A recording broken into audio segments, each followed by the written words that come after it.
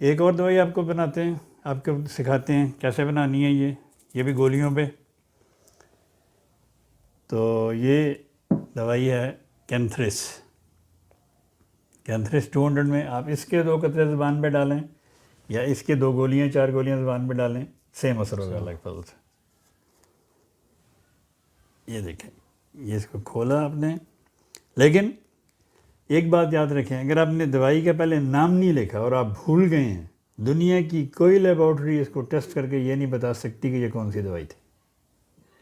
इसलिए सबसे पहले आपने शीशी के ऊपर स्टिकर लगाना, गोलियां डाल के स्टिकर लगाना, और फिर आपने उसमें दवाई डालनी है।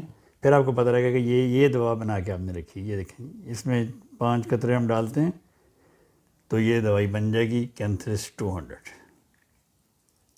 ये मदर टिंचर था या वो थी 200? ये 200 कैंथ्रिस 200।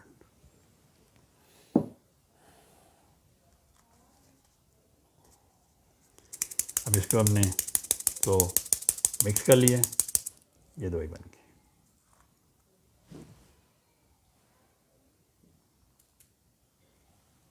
ठीक है ना, केली कोई नहीं जुड़ी है।